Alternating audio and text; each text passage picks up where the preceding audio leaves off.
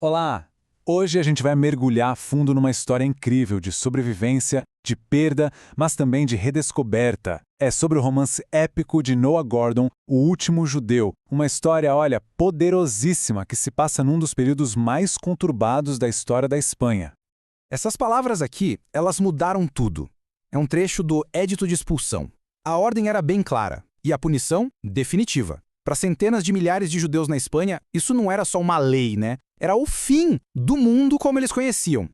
Para a gente entender bem essa jornada, nossa análise vai se dividir em 4 partes. Primeiro, vamos ver um mundo que foi estilhaçado. Depois, o decreto que forçou uma escolha impossível.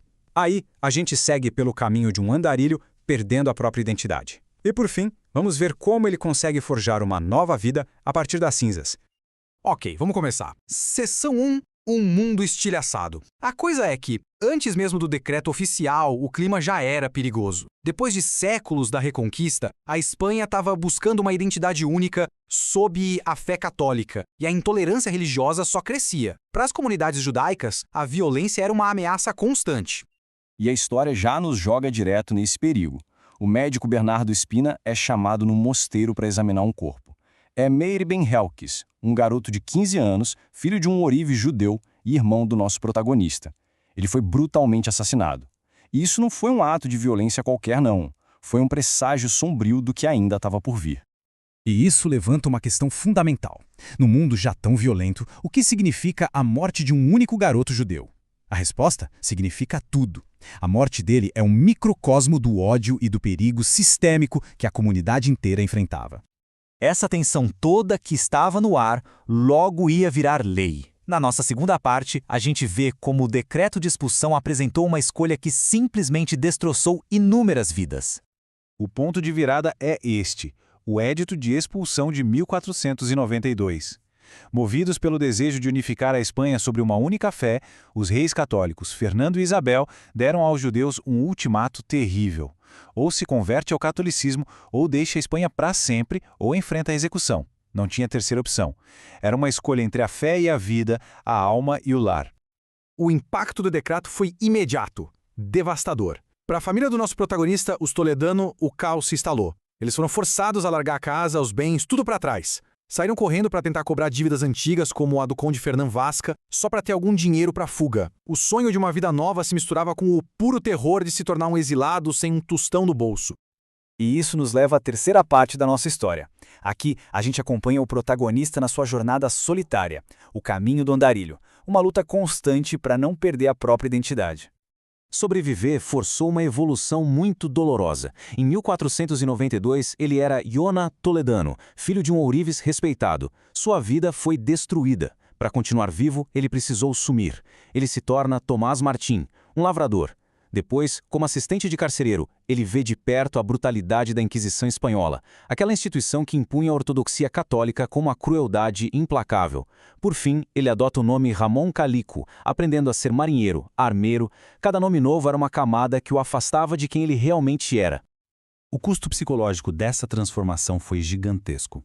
Pensa bem, Yona Toledano tinha família, fé, comunidade, um ofício.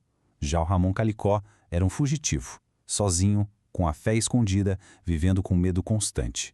Roubaram dele não só o lar, mas a própria identidade.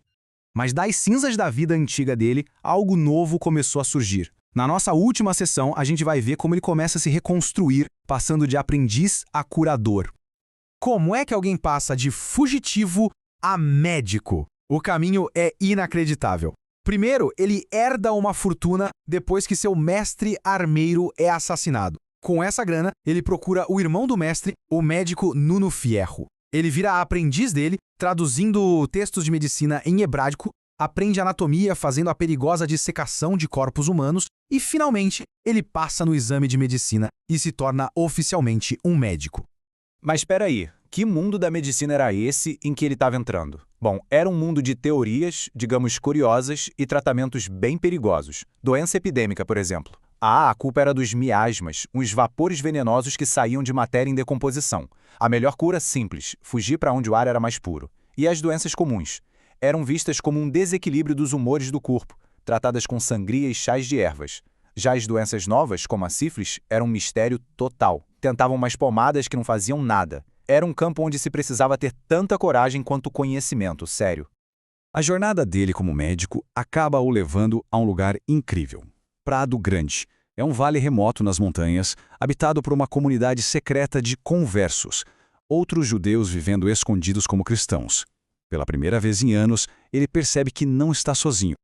E é nesse vale que a vida dele começa a se encaixar de novo. Ele reencontra a Adriana, uma mulher que ele conheceu rapidinho na infância. Eles se casam, formam uma família e constroem uma câmara secreta embaixo do celeiro. Um lugar seguro para praticar a fé proibida, para serem quem eles realmente são. É uma paz frágil, claro, mas é paz. O romance captura essa dualidade de um jeito perfeito com essa citação. A vida é gloriosa, mas a soma do que nela se passa pode ser cruel. A sobrevivência do Yona é uma vitória, sem dúvida, mas é uma vitória marcada por cicatrizes que nunca vão sumir e pela memória de tudo o que foi perdido. O que nos leva à nossa pergunta final. Depois que tudo se perde, família, nome, comunidade, o que é que sobra? É a memória do que foi? É a fé que se recusa a morrer? Ou é simplesmente aquela vontade indomável de sobreviver contra tudo e contra todos? O romance nos deixa pensando sobre qual é a verdadeira essência da identidade.